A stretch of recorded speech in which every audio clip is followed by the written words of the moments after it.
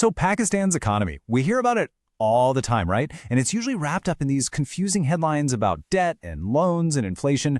But what if I told you the real story is actually much simpler? In this explainer, we're going to cut through all that noise and break down the one core issue that pretty much explains everything else. Let's dive in. So, here's the big question. Why does it always feel like Pakistan's economy is struggling?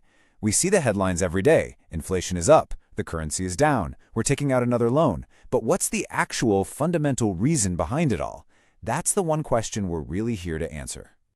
You know, to really get to the bottom of it, we've got to look beyond the headlines. Because all those things we hear about, they're almost always just symptoms of a much deeper, more fundamental problem.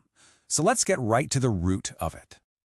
And believe it or not, it all boils down to just one word: productivity. Seriously, all the other issues, from the international loans to the political debates we see on TV, are often just the fallout from this one core challenge: productivity. That's the real engine of any healthy economy. Okay, think of it like your own personal budget, right? On one side, you have exports. That's the money the country earns from selling stuff to the world.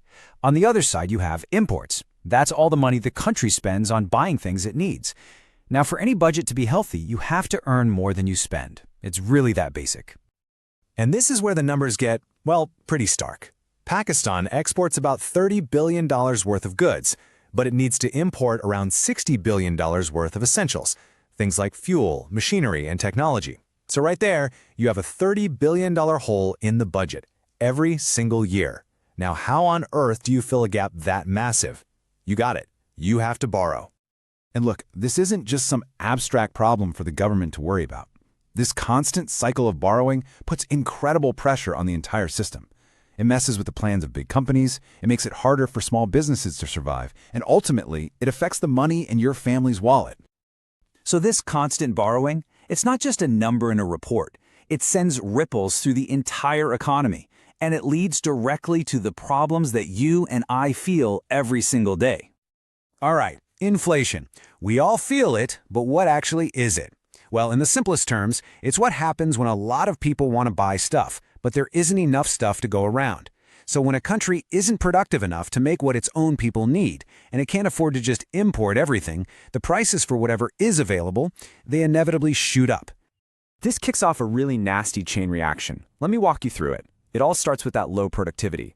If you're not making enough valuable things, you have less to sell to the world, which means, bam, fewer exports. Fewer exports mean fewer US dollars coming into the country. Now, just like anything else, when dollars become rare, their value goes up. That makes the rupee weaker. And since Pakistan has to buy so much from other countries, a weaker rupee means everything from your fuel to your food gets more expensive. And this is where it hits home for you. Your salary might be exactly the same, but if the price of groceries, your commute, and your electricity bill keeps climbing, your actual spending power is shrinking. You feel poorer because your money just doesn't buy as much as it did last year. And then there's this piece of the puzzle. Let's say, in a good year, the economy grows by, 4 or 5%. That sounds great, right? But what if the population is also growing just as fast, or maybe even faster? Well, it's like baking a bigger pizza, but then having to cut even more slices. On an individual level, nobody's slice gets any bigger. Real prosperity just stalls. Okay, so we've been talking about all these big abstract things, numbers, systems, but an economy, at the end of the day, it's just people. And this is where things get really interesting, because that human factor, that's where the real potential for change is hiding. Here's a fantastic way to look at it. Imagine the whole country is one giant company. If the employees, that's all of us, the citizens, don't keep learning new skills or using better tools or finding smarter ways to work, then that company just can't grow. It's going to struggle to compete, and that is exactly what happens on a national scale. So you see, national productivity isn't some fancy term on a government spreadsheet. It is literally just the sum total of everyone's individual productivity, from the farmer out in the field to the coder in a tech park in the city. When the workforce gets more skilled and more innovative, it doesn't just help them earn more, it directly builds a stronger, more resilient economy for every single person. Which brings us to the most important part of this whole conversation, the path forward. Because, understanding the problem is one thing, but knowing the solution, that's everything. And the solution starts when we recognize the role that each one of us can play. And here's the thing that should give everyone a ton of hope. What is Pakistan's greatest asset? It's not a resource buried in the ground. It's its people. Specifically, its absolutely massive and incredibly young population. This is not a burden, it's a huge advantage. It's like a giant battery of potential energy just waiting to be unleashed. So how do we unlock all that potential?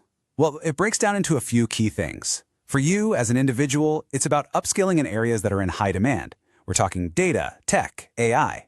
For businesses, it's about finally adopting modern technology and automating the boring, repetitive stuff so people can focus on what matters. And most importantly, it's about a shift in mindset for the whole country. Stop focusing on exporting raw cotton for pennies. Start designing, creating, and exporting high-value fashion that sells for big bucks.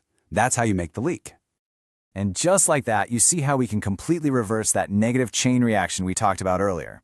When people and businesses get more productive, they create better stuff. This boosts exports. More exports bring in more dollars. A steady flow of dollars strengthens the rupee, and a strong rupee helps keep prices stable. The entire economic engine starts to heal itself from the ground up. So if there's one thing you take away from all this, let it be this. National growth and personal growth are two sides of the same coin. A stronger economy is simply the result of millions of people deciding to become more skilled, more efficient, and more productive. So the real question isn't just, what is the government going to do? The real question is, what new skill can you start learning today to be a part of the solution?